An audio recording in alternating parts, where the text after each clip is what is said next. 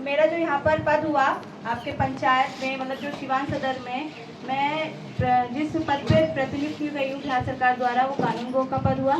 और मेरे समक्ष जो भी आपको दिख रहे हैं मेरे कर्मी, वो अमीन के पद पर कार्यरत हैं। तो आपका अमीन जो हुआ शुभम कुमार, इस पंचायत में 2 मौजा पढ़ते हैं। पहला है बालचंद 271 थाना नंबर, और दूसरा बलेठा 272 थाना नंबर। तो इस मौजा का जो अमीन है, इन दोनों मौजा का, वो शुभम, आप इनको पहचान लीजिए।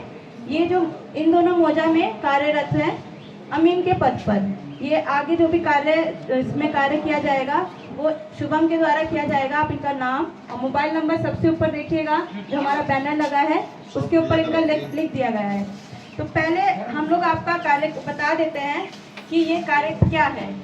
ये जो भूमि से संबंधित कार्य होने जा रहा है वो सब डिजिटल होने जा रहा है। सबसे आप लोगों की अच्छी बात ये है, या बिहार सरकार जो सुविधा देने वाली है कि अब ये बिहार सरकार में ये ऑनलाइन डिजिटल होने जा रहा है। जो आप लोग भी जानते होंगे 100 या 115 साल पहले खतियान बना हुआ था, वो अब इसके बाद अपडेट नहीं हुआ है, वो हार्ड कॉपी के रूप में था खतियान। अब उसको डिजिटल करने वाले हैं। अब डिजिटल करने का क्या फ़ायदा होगा इस चीज़ में, इस प्रोसेस में मैं बीच में बताऊंगी। पहला आपको बता देती हूँ, उद्घोषणाएँ आपके यहाँ पर हो चुकी है। सिवान सदर में कहें या पूरा पंचायत जहाँ पर भी हर मौजा की उद्घोषणा की जा चुकी है। दूसरा, हम आपका क्या कर्तव्य है या आपका क्या सहयोग रहेगा इस कार्य में, और हमारा आपके साथ क्या कर्तव्य और सहयोग रहेगा इस कार्य में, मैं ये सब आपको इन सब में प्रोसेस में बताऊंगी। पहला आपका कर्तव्य यह है कि आपके जो राजस्व ग्राम में भूमि है, आपके आप जो उसको जोत में या फिर जिस रूप में भी उसका उपयोग कर रहे हैं, उसकी आड़मेड़ सही कर लें। आपका पहला जो कर्तव्य है कि अपनी ज़मीन की आड़मेड़ ठीक कर लें। क्यों कर लें? क्योंकि अमीन जब भी आएगा आपके राजस्व ग्राम में, आपके भूमि पर, तो जिससे उसको नापी करने में या उसका पता करने में कि कितना क्षेत्र आपके अंतर्गत आता है, दस्तावेज और दखल के अनुसार उसको सही से आइडेंटिफाई कर सके और उसको अपने जो विवरणी है दस्तावेज की वो लिख सके। तो आप लोग पहला कर्तव्य आपका ये है कि अपनी आड़मेड़ जो खेत की है या अपनी ज़मीन की है जो भी है उसको दुरुस्त कर ले, दस्तावेज दुरुस्त कर ले। दूसरा आपका जो कर्तव्य है स्व घोषणा, हम लोगों के यहाँ पर प्रपत्र 2 और 3(1) के द्वारा आप लोग स्व घोषणा करेंगे। प्रपत्र 2 में स्व घोषणा होगी, आपकी जो ज़मीन है उससे संबंधित जो भी जानकारी होगी पूरी विवरणी आपको प्रपत्र 2 में भर के देनी होगी। इस प्रकार आपका प्रपत्र 2 होगा, जो हम लोग मुखिया जी या आपके जो भी यहाँ पर जनप्रतिनिधि हैं उनको दे देंगे, और वो आपके पूरे पंचायत में जितने मौजा हैं उसमें फैला देंगे, जिसके थ्रू कि भाई वार्ड मेंबर के द्वारा जनप्रतिनिधि जो भी हैं यहाँ पर साइबर कैफे जो भी होंगे वहाँ तक आपको पहुँच जाएंगे। 1 या 2 रुपये में निकाल लीजिएगा और इसको फिल करके आप या तो पंचायत भवन में दे देंगे, उसमें दे देंगे। हमारा जो शिविर बन रहा है सामुदायिक भवन रघुहत्ता, हम जो आपको मिलेंगे 10 से 5 ऑफिस में सामुदायिक भवन रघुहत्ता में, वहाँ पर उपस्थित होंगे। वहाँ पर आके आप अपनी जो भी जानकारी है या अपना दस्तावेज से जो भी जानकारी है या जमा करना है वो उस जाके ऑफिस में आप दे सकते हैं। पहली बात तो इसको फिल कैसे करना मैं इसका प्रोसेस बता देती हूँ। आपका जो भी राजस्व ग्राम है उससे उसका नाम लिखेंगे, जैसे किसी का बालचंद होगा तो किसी का बलेठा होगा, तो यहाँ पर अपना राजस्व ग्राम का नाम लिखेंगे। दूसरा थाना नंबर लिखेंगे, हल्का नंबर अगर पता है तो लिखेंगे, नहीं पता होगा तो छोड़ सकते हैं, वहाँ पर बता देंगे आपको। तीसरा पुलिस थाना, इस पंचायत के अंतर्गत जो भी पुलिस थाना आता है उसका नाम लिखेंगे। अंचल सिवान सदर, जिला सिवान। पहला कॉलम में आप लोग आपको बता देती हूँ कि रैयत का नाम, रैयत का जो नाम होगा वो तो पता नहीं, मुझे ऐसा लग रहा है मेरी आवाज़ मेरे को आ रही है। आवाज़ आ रही है ना आप लोगों को? कम आ रही है, थोड़ा साउंड बेस बढ़ाइए, थोड़ा साउंड बढ़वाइए माइक का। ठीक है, बता देती हूँ। तो पहले कॉलम में जो है रैयत का नाम उनका होगा जो अभी जीवित हैं। जो मृत हो चुके हैं उनके नाम पे स्व घोषणा नहीं की जाएगी। आपके द्वारा जो स्व घोषणा की जाएगी वो जीवित व्यक्ति की जाएगी। जैसे कि अगर कोई खतियानी रैयत है, उसके वंशज हैं, वो जीवित हैं, तो उनका नाम और उनके पट्टीदार का नाम, अगर बंटवारानामा नहीं हुआ है उनका नाम डालेंगे। अगर किसी का क्रय और विक्रय का कागज है और जिसके नाम पे क्रय किया गया है और वो अगर जीवित है तो उसका नाम, अगर वो मृत हो चुका है और उसके वंशज हैं तो वो वंशज अपना नाम भर के देंगे और पिता का नाम साथ में, या उसकी पत्नी का नाम या उसकी माता का नाम जो भी है वो कॉलम 1 में दर्ज किया जाएगा आपके द्वारा। फिर इसका आता है स्थायी पता, मतलब कि जो आपका अपना पता है जहाँ पर भी आपका स्थायी पता है वो फिल करके देंगे दूसरे कॉलम में। तीसरे कॉलम में है खाता, आपकी जमीन का जो भी खाता नंबर है वो इसमें फिल करेंगे।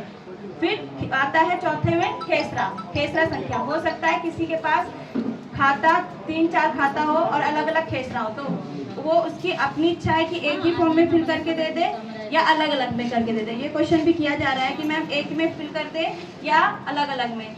राजस्व ग्राम के अनुसार आपको फिल करना है खाता संख्या और खेसरा संख्या। तो जो भी आपका खाता आता है, खेसरा आता है, उसको फिल करेंगे। फिर रकबा, आपके दस्तावेज दखल के अनुसार जो भी आपको लगता है कि मैं इस चीज में इतना हकदार हूँ, इतने रकबा का इस खाता खेसरा में हकदार हूँ, वो फिल करेंगे। फिर उसके बाद है चौहद्दी। आपसे ज़्यादा अच्छे से कोई आपकी चौहद्दी नहीं जानता है। अमीन आएगा उसको जांच करेगा, लेकिन आप अपनी चौहद्दी पहले खुद से सही से भर के देंगे। चौहद्दी फिल करने के बाद आप करेंगे जमीन किस प्रकार से है, क्या किस्म है जमीन की, कि आपकी भीट है, धनर है, मकान में सहन है, किस प्रकार की ये किस्म है जमीन की। फिर नेक्स्ट आता है शेष लगान छोड़कर आपको भरना होगा। फिर जमाबंदी संख्या, जिसकी जमाबंदी संख्या है, जिसकी जमीन कट रही है, जमाबंदी कट रही है, उसकी जमाबंदी संख्या जो भी होगी उस रसीद में होगी, वो दर्ज कर देंगे इसमें। फिर नेक्स्ट कॉलम है 10वां, भूमि का दावा का आधार, मतलब कि आप जो भूमि पे दावा कर रहे हैं, जो अपना बता रहे हैं कि ये मेरी भूमि है, स्वघोषणा कर रहे हैं, किस आधार पे कर रहे हैं। खतियानी दस्तावेज के अनुसार कर रहे हैं। आपका क्रय विक्रय कागज है आपका, मतलब केवाला कहें या सेल डीड कहें, या आपका पर्चाधारी है आप, बंटवारानामा है, किस आधार पे आपको वो जमीन मिली है वो आप इस चीज को लिखेंगे कॉलम नंबर 10 में। 11वें में कोई भी अभियुक्ति अपना जो भी रिमार्क डालना है कि अगर विवादित भूमि है, केस चल रहा है, केस संख्या है, बंटवारा नंबर, शेड्यूल नंबर, जो भी आपको लगता है कि मैं अपनी अभियुक्ति में डाल दूं रिमार्क में, वो रिमार्क 11वें नंबर कॉलम में डालेंगे। फिर नेक्स्ट आता है जो भी आपका स्थान होगा वो भर के देंगे, जिस तिथि में आप स्वघोषणा करके जमा कर रहे हैं वो देंगे। और चौथा आपका आधार कार्ड नंबर और मोबाइल नंबर। मोबाइल नंबर आप वही दीजिएगा जो आपका चलता हो, ऑन हो। ऑफ मोबाइल नंबर या बंद हुआ मोबाइल नंबर मत दीजिएगा। कोशिश कीजिएगा एक से दो नंबर दे दें, क्योंकि कभी ऐसा होता है कि एक बंद मिलेगा तो दूसरे पे हमारा अमीन आपको फ़ोन करके कांटेक्ट कर सके। और सिग्नेचर करके या जो भी आपको सुविधा है, जैसे भी कि सिग्नेचर करते हैं, कोई अपना अंगूठा देते हैं तो अंगूठा लगा के सिग्नेचर करके आधार कार्ड नंबर लिख के इसमें फिल करके देंगे। अगला आपका 3 वंशावली है। वंशावली सरपंच और ये इनके द्वारा वेरीफाइड करके आपको बना के दी जाएगी। ये लेटर इनको प्राप्त है, इनको पता है कि कैसे वंशावली बननी है, तो वो लोग आप इनसे बनवा के सत्यापित करा के इसके साथ लगा के इसमें सारी डिटेलिंग भर के और इसमें भी अपना हस्ताक्षर करके इनके साथ जो भी आपकी भूमि से संबंधित दस्तावेज हैं, जो भी है, केवाला है, बंटवारानामा है या सेल डीड के दस्तावेज है, जमाबंदी है, कोई भी दस्तावेज है, इसके साथ उसकी छाया प्रति लगा के, आधार कार्ड की छाया प्रति लगा के, रसीद लगा के या तो ऑनलाइन सबमिट कर देंगे भू सर्वेक्षण ऐप पे, या फिर हमारे रघुहत्ता शिविर जो जहाँ बना है रघुहत्ता में सामुदायिक भवन में, वहाँ पर सबमिट कर देंगे। तो आपको ये चीज़ क्लियर हो गई है कि आपको अपना पहला कर्तव्य कर्तव्य करना है, आपका अपनी ज़मीन की आरमेंट ठीक कर लीजिए, और दूसरा ये है कि ये स्वघोषणा अपनी भूमि की करके ऑफिस में जमा कर दीजिए। और इसका अगर आप लोग ऑफलाइन नहीं करना चाहते हैं तो ऑनलाइन भी कर सकते हैं, अगर ऑनलाइन नहीं कर पा रहे हैं तो ऑफलाइन भी कर सकते हैं। बिहार सरकार ने दोनों तरफ से आपको सुविधा प्रदान की है। तो पहला आपको ये चीज़ें आपको क्लियर हो गई है कि सबसे आपका महत्व जो है काम का, मतलब आपका ज़रूरी जो है काम आपके द्वारा होना है, वो यही काम होना है कि आपको स्वघोषणा करनी है, अपनी आरमेंट ठीक करनी है और स्वघोषणा करनी है। उसके बाद हमारे अमीन का काम आता है। हमारा अमीन ऑनलाइन एंट्री प्रपत्र 5 करने वाला, प्रपत्र 5 की एंट्री करने वाला है ऑनलाइन।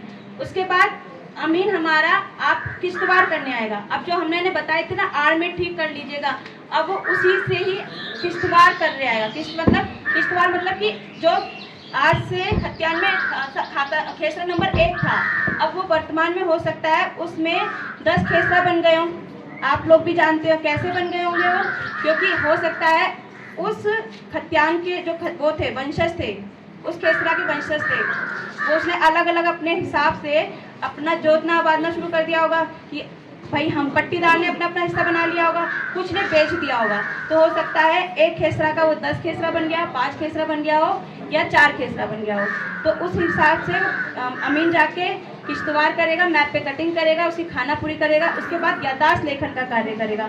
याददाश्त लेखन में जो हमने आपसे 100 घोषणा ली है, उसके आपके द्वारा जो दस्तावेज सबमिट किए गए हैं उसके अनुसार वो दस्तावेज की पूरी विवरणी और पूरी डिटेल लिखेगा। उसमें आपका हस्ताक्षर भी लेगा। जो याददाश्त लेखन होगा उससे कांटेक्ट करके आपसे बात करके आपके बारे समय समय पे जागरूक करके बताता रहेगा कि आपका ये काम चल रहा है। आप भी ये सब चीज़ें ऑनलाइन जांच कर सकते हैं समय समय पर कि मेरा कार्य, मेरे मौजा का काम कहाँ तक चल रहा है या मेरा काम क्या चल रहा है। तो ये आप ऑनलाइन भी जाँच कर लेंगे और अमीन बताता भी रहेगा, क्योंकि मौजा में वो आता ही रहेगा समय समय पर। उसके बाद यहाँ पर जो याददाश्त लेखन होगा उसके बाद मेरे द्वारा या फिर हमारे जो ये है सीनियर हैं विशेष सर्वेक्षण सहायक बंदोबस्त पदाधिकारी, उनके द्वारा पारित किया जाएगा। जो भी आदेश दिया जाएगा उसकी ऑनलाइन एंट्री की जाएगी। उस आदेश के अनुसार उसको प्रपत्र 6 में खेसरा पंजी में एंट्री की जाएगी।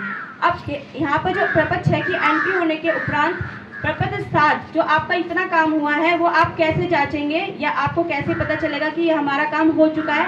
आपको उसके बिहाफ पे प्रूफ मिलेगा प्रपत्र 7, जिसको हम लोग कहते हैं खानापुरी पर्चा या LPM लैंड पार्सल मैप।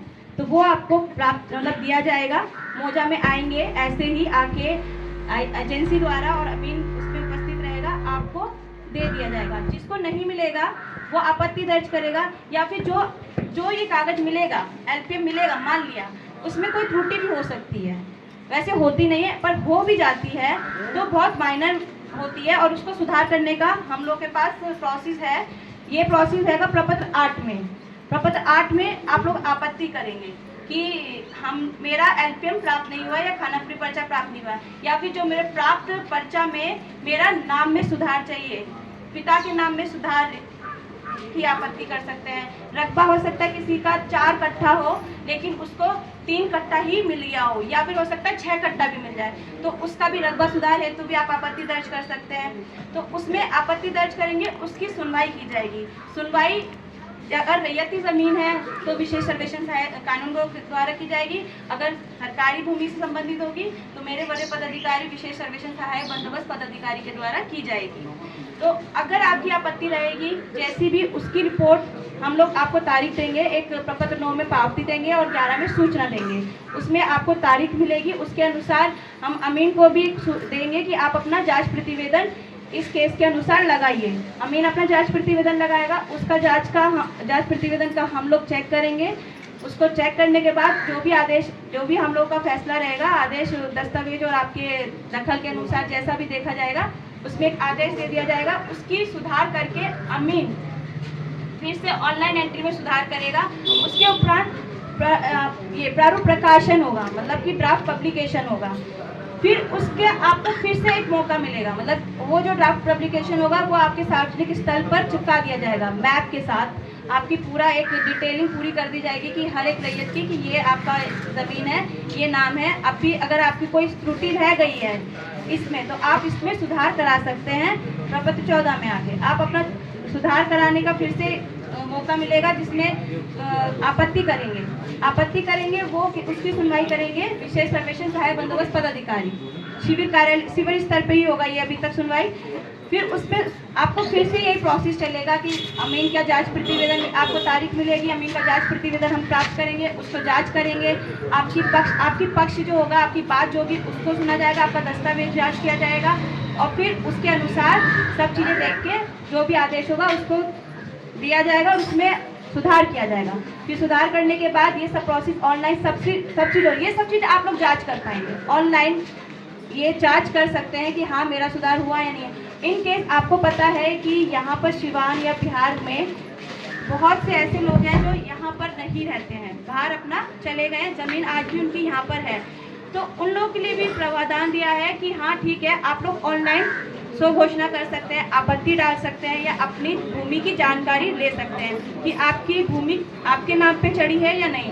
अगर आपके कोई भाई बंधु हैं तो आप भी उनको बता दीजिए कि आपके यहाँ पर एक कार्यक्रम चला है भूमि से संबंधित जो बिहार सरकार द्वारा चलाया जा रहा है, तो उसके लिए आप अपनी जांच करते रहिए और यहाँ पर अपनी स्व घोषणा कर दीजिए ऑनलाइन। अगर आप यहाँ नहीं आ सकते हैं कोई बात नहीं, लेकिन आप ऑनलाइन भी इसकी स्व घोषणा कर सकते हैं। तो आप अपने भाई बंधु, अपने जो जानने वाले हैं उनको भी बता दीजिएगा इस बारे में कि आप लोग अपनी ज़मीन की स्व घोषणा कर दें, अपना दस्तावेज जमा कर दें ऑनलाइन, अगर नहीं आ सकते हैं। अगर वो ऑनलाइन भी नहीं कर पा रहे तो उनके बिहाफ पे उनका ही कोई भाई बंधु या प्रतिनिधि उसको हम लोग के ऑफिस में जमा कर सकता है, उसके बिहाफ पे उसकी बात रख सकता है और उसका कार्य करवा सकता है, उसकी भूमि से संबंधित या उसके बारे में बता के उसके नाम पे उसकी ज़मीन दिलवा सकता है कागज़ के अनुसार और दखल के अनुसार।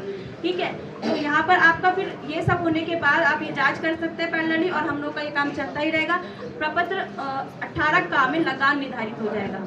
लगान निर्धारित होगा कि आपकी जिस प्रकार की जिस किस्म की ज़मीन होगी उसके अनुसार। फिर उसके बाद एक और मौका मिलेगा आपको बंदोबस्त कार्यालय के, उसमें आप आपत्ति डाल सकते हैं कि अगर फिर भी आपकी कोई त्रुटि रह गई है या कोई छूट गया है जिसको आप मतलब नहीं मिल पाया पर्चा और वो अभी उसको पता चला है, तो फिर वो आपत्ति कर सकता है। लेकिन उसकी सुनवाई मेरे समक्ष या मेरे जो वरीय पदाधिकारी विशेष सर्वेक्षण सहायक बंदोबस्त पदाधिकारी के समक्ष नहीं होगी, वो हमारे IAS ऑफिसर सर हैं, बंदोबस्त पदाधिकारी जो बंदोबस्त कार्यालय में हैं, उनके समक्ष आपको आपत्ति दर्ज करनी होगी और उसकी सुनवाई उनके द्वारा ही की जाएगी। वो उसी प्रोसेस से होगा, वो भी जांच प्रतिवेदन मांगेंगे, वो भी जांच प्रतिवेदन से देखेंगे, आपका पक्ष सुनेंगे, आपके दस्तावेज देखेंगे, वही सब चीज़ें वही प्रोसेस होगा।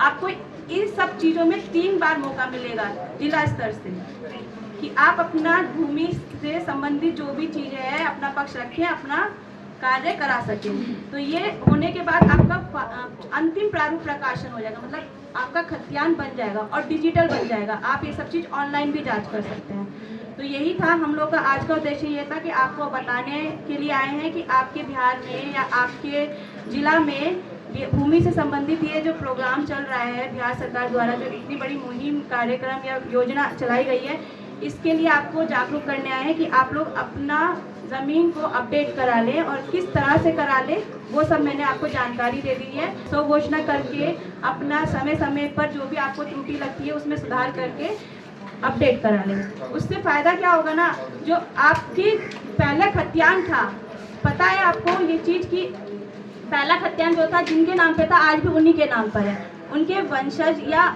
उनके नेक्स्ट अपने आप ऑटोमेटिकली आया नहीं है। किसी देखा जाए तो अगर दस्तावेज या हम लोग खतियान खोलते तो आपके पूर्वजों के नाम पे ही दिखता है, ऐसा नहीं हुआ है वो दस्तावेज अपने आप आके आपके नाम पे आ गया, उसकी नेक्स्ट जनरेशन पे वो नाम पे आ गया हो। लेकिन अब क्या होगा, ये सब करने के बाद ऑनलाइन ये जैसे ही होगा ये ऑनलाइन आपकी नेक्स्ट जनरेशन पे चला जाएगा। इनकेस आप नहीं भी रहे, कुछ हो गया आपको, तो आपकी नेक्स्ट जनरेशन के नाम पे अपने आप वो ज़मीन चली जाएगी, विवाद खत्म हो जाएंगे। इस प्रकार से क्या होगा, ये सारे विवाद खत्म होने की संभावना ज़्यादा है। कि आपको पता है बिहार में सबसे सेंसिटिव चीज़ और विवादित जो चीज़ है इस टाइम पे भूमि है। तो बिहार सरकार का यही उद्देश्य है कि इस जो विवाद को जितना मिनिमाइज करें वही कोशिश है और वो इस योजना के द्वारा उनके द्वारा किया जा रहा है, जिसमें हम लोगों को आपकी सेवा का मौका मिला है। तो इस चीज़ में हम आपका सहयोग चाहिए और आप अपना कार्य अपना जो कर्तव्य वो अच्छे से निष्ठापूर्वक कर दीजिए और हम लोग अपना कार्य तो कर ही रहे हैं। ये अवेयर हम समय समय पे आपको करते रहेंगे और करने आए भी हैं। तो आप सबसे पहले 1 तारीख से लघुहता शिविर में अपना स्वघोषणा दे दीजिए। 1 तारीख से वहाँ पर अपनी स्वघोषणा कर दीजिए ताकि हमारा अमीन आपके दस्तावेज के अनुसार आगे का जो कार्य है वो कर सके, आपके सब डॉक्यूमेंट्स के अनुसार उस कार्य में या किश्तवाड़ कार्य, खानापुरी या LPM जो भी है आगे का प्रोसेस वो उसको अच्छे से कर सके। तो यही आपको इसी चीज़ के लिए हम आपको जागरूक करने आए हैं। धन्यवाद। अगर आपको किसी को कोई क्वेश्चन करना है, कोई प्रॉब्लम है कि आपको लगता है कि कल मैम ये बात पूछना चाहते हैं तो आप पूछ सकते हैं। ट्रिपल सर मौका मिलेगा, टाइम ऑफ कंडीशन क्या होगा? देखिए बिहार सरकार ने जो हम लोगों का ये बनाया है, टाइम तो दिया ही है। जैसे प्रपत्र 8 में मैंने आपको आपत्ति का टाइम बोला था, तो प्रपत्र 8 आप 15 दिन तक अपनी आपत्ति दर्ज कर सकते हैं। और ऐसा नहीं अगर 15 दिन में नहीं कर पाए आप, तो उसके अगला बड़ा बताया है मैंने, उसमें 1 महीने का है फिर। तो हर एक का टाइम दे रखा है, वो टाइम के अंतर्गत ही होना ये काम। और लास्ट के लिए लास्ट के लिए क्या क्या पता, मतलब क्या मतलब अब दो बातें बताइए कि फर्स्ट के लिए 15 दिन, सेकंड के लिए 30 दिन, और लास्ट जो 3 बार मौका आपने बताया तो बंदोबस्त कार्यालय के अनुसार होगा। वैसे 2 महीने होंगे जी जी, कुल मिला के 3 महीना टाइम मिलेगा। जी। 3 मंथ टाइम मिलेगा, 3 महीना लगभग। हाँ, आप आपत्ति दर्ज करने का। हाँ, हाँ। आपको आपत्ति दर्ज करने का, लेकिन आप लोग भी कोशिश कीजिएगा ना कि प्रपत्र 8 और प्रपत्र 14 में ही हम लोग रिजॉल्व कर देते हैं। जी, जी। ये मिनिमम वो बहुत मिनिमाइज होके जाती है, पॉइंट में जाती है, वहाँ तक जो फिल्टर हम लोग काफ़ी फिल्टर कर देते हैं अपनी हद तक। ये करते हैं कि वहाँ पर ना जाके हमारे स्तर पे ही, अपने ही शिविर स्तर पे ही हम लोग इसका निपटारा कर दें इन आपत्तियों का। लेकिन फिर भी कोई रह जाता है तो कोई दिक्कत नहीं है, आगे के लिए चरण तो बनाए हुए हैं, आप आपत्ति कर सकते हैं अगर कोई रह भी जाता है। और 2 राजस्व विलेज है हमारे यहाँ बलेथा पंचायत में। एक राजस्व विलेज का तो आपने जी, एक राजस्व विलेज का तो आपने कर्मचारी अमीन महोदय का नाम बताया। यही है जी, दोनों भी यही है। एक ही है, हाँ जी, दोनों राजस्व के एक ही लोग करेंगे। हाँ, दोनों का यही है। अच्छा, ठीक है सर। यही और है। भी सवाल लोगों का अभी होगा। सर्वेक्षण अमीन है, इनका मोबाइल नंबर भी दिया है, इनका नाम भी बता दिया है। और अगर और कुछ जानकारी चाहिए तो हमारा सब कुछ और रसीद नहीं के कटो, जमीन पर कब्जा बा, मैंने दस्तावेज बा है, रसीद कटावे के पड़ी उसे बता दें। मैडम ये पूछ रहे थे हम, माने जो फर्म आप दिखा रही थी, जो फर्म बता रही थी, पंसावली जो है सरपंच का लग जाएगा, उसमें सीओ साहब को तो नहीं बनवाना पड़ेगा? आपको जैसा लगता है, वंशावली वैसे लेटर मिला हुआ है, सरपंच जी द्वारा जो सत्यापित की जाएगी वो भी मान्य होगी। मान्य होगी जी। मैडम, अगर मान लीजिए कि पंसावली जो लगाता है, जो फॉर्म आपने दिया है, वो फॉर्म में किसी को समझ में नहीं आ तो रहा कोई बात नहीं, आप हमसे पूछ सकते हैं, हम लोगों से जानकारी ले सकते हैं। अगर फिर भी कुछ समझ में नहीं आता है तो हम लोग शिविर जहाँ पर बताया वहाँ पर है। वैसे सब कुछ क्लियर है, इसमें स्पष्ट है सब कुछ। वहाँ पर पूछने के बाद तो कंफर्म हो जाएगा। हाँ, कुछ भी ऐसी दिक्कत नहीं भर देंगे। है। हाँ, हम लोग हैं वहाँ पर 10 से 5 रहते हैं। पूछो, खड़ा हम होकर लोग वहाँ पर पूछो। कोई भी समस्या होती है आपको फॉर्म बोलेगा, फिल करने में, इंश्योरेंस तो नहीं उसके लिए हम लोग हैं, आपको समझा देंगे, आप ही फिल कर दीजिएगा। पूछ ले। इनका सवाल है, पूछा। सवाल है कि हमारा रजिस्ट्री हुआ है, दाखिल खर्च नहीं हुआ है, दस्तावेज है, और जमीन हमारे कब्जा में है, मकान है, उसमें कोई दिक्कत? दाखिल खारिज क्यों नहीं कराया आपने? टाइम आप नहीं दाखिल खारिज नहीं पता करा रहे, है। मतलब कि आपकी दाखिल खारिज में भी रसीद नहीं कट रही जी। है, तो कहीं ना कहीं आप बिहार सरकार का रिवेन्यू हटा रहे हैं।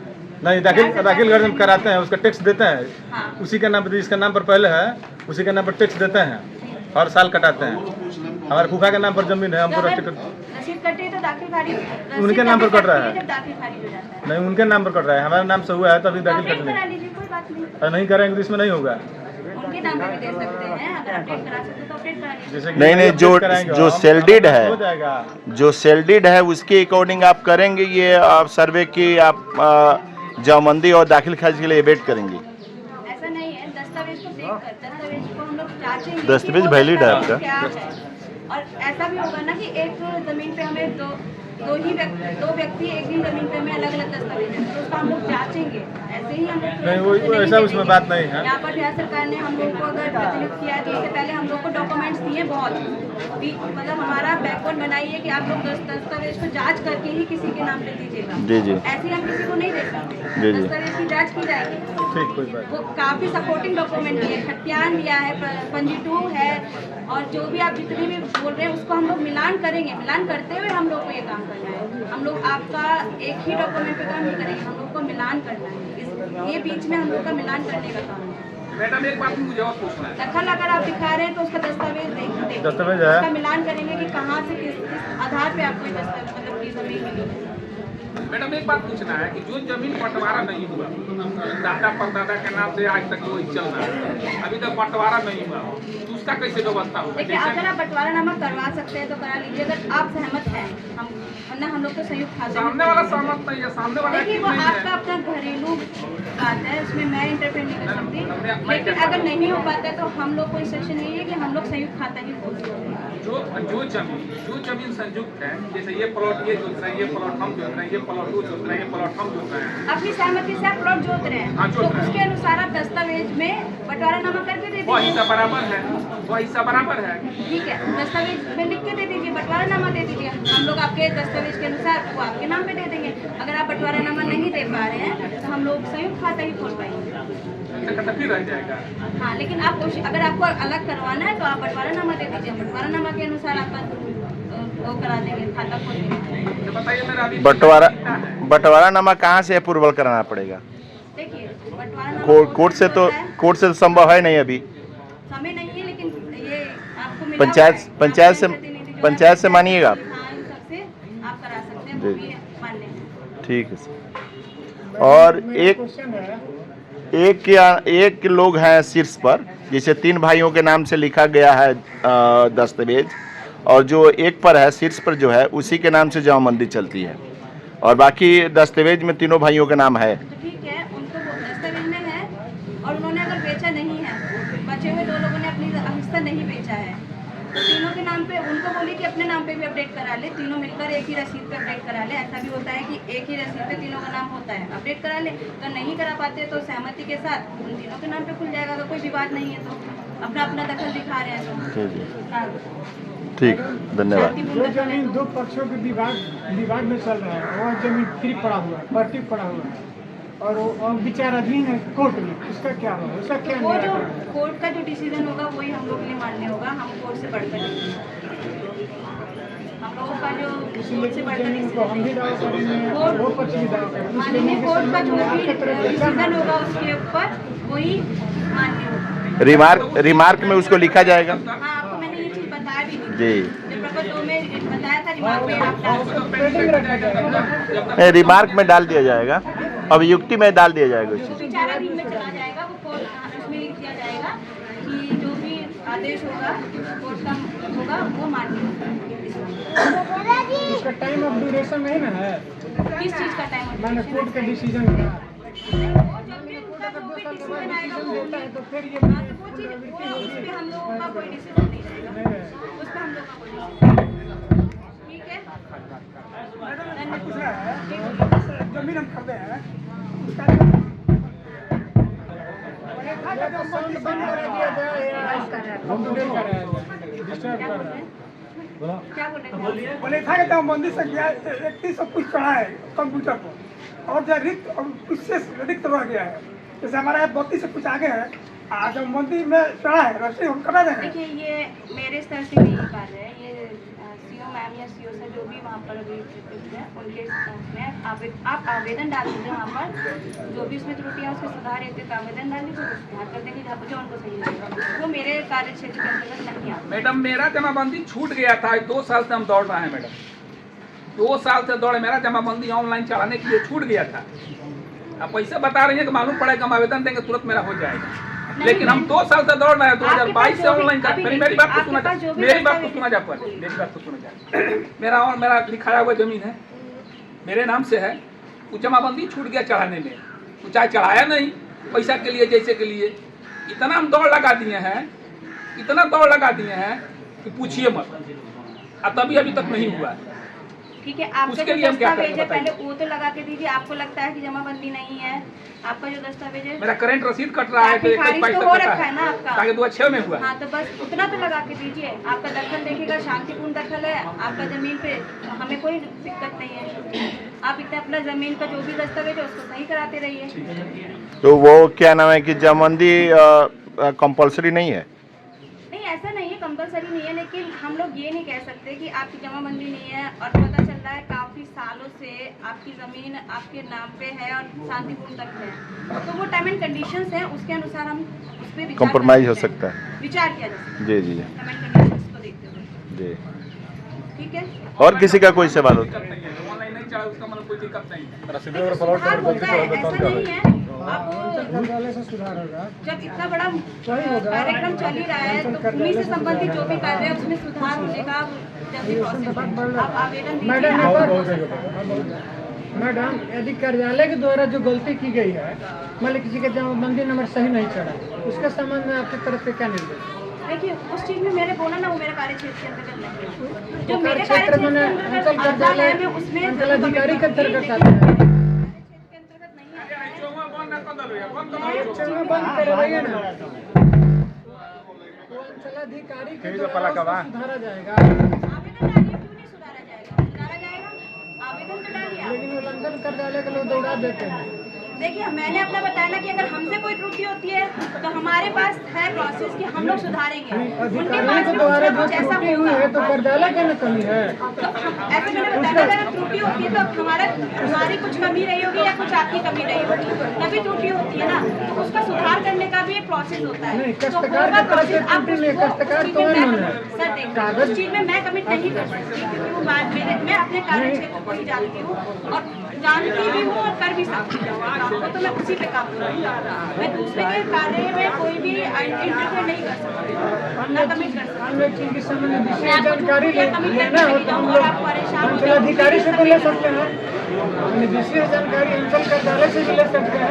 पेपर संबंधित अगर आपके द्वारा हम लोग विशेष सर्वेक्षण से जो संबंधित है वो हमसे ही ले लीजिए। अगर कहीं और से आपको जानकारी अच्छी मिल सकती है तो ले सकते हैं। वैसे हम लोगों से ज़्यादा अगर जानते हो तो बता देंगे हम लोग, कोई दिक्कत नहीं। के काफ़ी संख्या है और मैटर बड़ा इम्पोर्टेंट है। अभी बिहार सरकार का जो प्रस्तावित कार्यक्रम है 1 सितंबर से होने जा रहा है और उसमें जितने लोग भी सीमांत से हमारे वरीय पदाधिकारी, कनीय पदाधिकारी एवं तमाम लोग यहाँ बलथा पंचायत के सम्मानित जनता आए हुए हैं, तमाम लोगों को स्वागत करते हुए मैं आपको ये बताऊं कि बिहार सरकार का सर्वे सूची जो बनने जा रहा है, सर्वे लिस्ट, यह बिहार सरकार का प्रस्तावित योजना है, नियम है, जो 1 सितंबर से होने जा रहा है। 1 सितंबर से पहले सारी जानकारियां बिहार सरकार के अधिकारी के द्वारा इस पंचायत कार्यालय से दिया जा रहा है। अब एक प्रपत्र के माध्यम से उसमें बहुत सारे कलम है, जब आपके पास जाएगा आप भरेंगे तो बहुत सरल है। जो आपके पास जमीन है उसके खाता, सर्वे, चौहद्दी क्या किसके नाम से है, वंशावली में कौन क्या है, वो सब आपको पता है। इजी है भरना, ऐसी बात नहीं है कि नहीं भरा जा सकता आपसे। अगर नहीं भरा जाता है तो आपके जो पढ़े लिखे अधिकारी आए हुए हैं वो आपके सहयोग करेंगे। इस कार्यालय पर आप आएंगे, आपको यहाँ से प्रपत्र मिलेगा और पहले आपको जो आता है उसको भरिए, नहीं आता है उसे आप पूछ सकते हैं। ये लोग आपको संतुष्ट होने योग्य कार्य करेंगे, बताएंगे। अब रही बात कि कोई भी काम करने के पहले थोड़ा सा कठिनाई आता है, लेकिन हम जहाँ तक समझते हैं कि अब कठिनाई नहीं आएगी। यहाँ जितने लोग उपस्थित हुए हैं, माता बहन भाई बंधु, वो सारे लोग इतने लोगों को बताने से नहीं होगा। तमाम पंचायत में आपको कम से कम एक जन सहयोग के माध्यम से 1 लोग 10 लोग को 15 लोग को बताएंगे। जितने जनप्रतिनिधि हैं, मुखिया जी, सरपंच साहब, पूर्व मुखिया जी, वार्ड मेंबर, पूर्व वार्ड मेंबर या जो भी हमारे संतुर भैया है, वो हम लोग से भी ज्यादा जानते हैं। तो इस प्रकार जो जानकार है और तमाम लोगों से आप आएंगे तो आपको बताया जाएगा और उस बताने जाने में कहीं से कोई कठिनाई नहीं आएगी। तमाम लोग बिहार सरकार के लगे हुए हैं इस कार्य करने के लिए। अगर किसी व्यक्ति को कोई बात है तो आकर माइक से पूछ सकते हैं, यहाँ एक ही माइक है और आपके ध्वनि विस्तारक के माध्यम से वहाँ तक जाएगा।